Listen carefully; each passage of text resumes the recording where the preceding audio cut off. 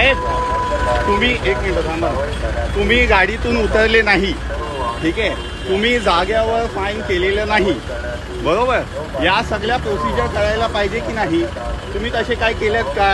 गाडी डायरेक्ट उचललेत, याचा पहिला तिकडचं पण गाडी उचललेत, या दोन्ही गाडीचं तुम्ही ऑनलाईन फाईन मारलेलं नाही, SOP मध्ये म्हटलेलं आहे की नाही?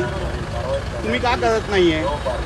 आणि एकदा नाहीये, याचा पहिला पण तुम्ही तसेच केलेत, या गाडीचं सगळ्यांचे फाईन मारलेत का तुम्ही?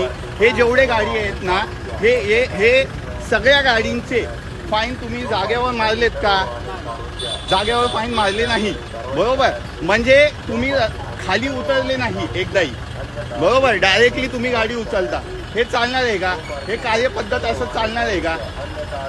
हे असं त्यांनी सीट बेल्ट पण नाही लावलंय सर, आणि एकानी पण ID नाही घातले.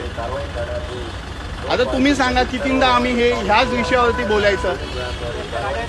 हां, नाही गाड्या, पण तुम्ही चुकीच्या पद्धतीने गाडी उचलता ना. तुम्ही नाही, तुमच्यावरती आता शिस्तभंगाची कारवाई झाली पाहिजे की नाही? तुम्ही स्वतः सांगा. तुम्हाला ज्या शिस्तीत कामं करायला पाहिजे, ज्या काय SOP दिलेले आहेत त्या पद्धतीने तुम्ही करताय की नाही? तुम्ही स्वतः सांगा. आता आम्ही तुम्हाला लाईव्ह बघितलंय. आता ह्या दोन गाड्या तुम्ही तशीच उचललेत आणि ते पोरं फोटो काढतायत साहेब. नाही, पण तुमचं जागेवर फाईन करायचं आहे, तुम्हाला पूर्ण SOP कायदेशीर पूर्ण माहिती दिली होती ना. ठीक आहे, आता जे काय असेल ना, आम्ही येतो आणि तुमच्या वरिष्ठांना आम्ही याच विषयावरती तक्रार देतो. आणि तुमच्या गाडीचा कुठला नंबर आहे?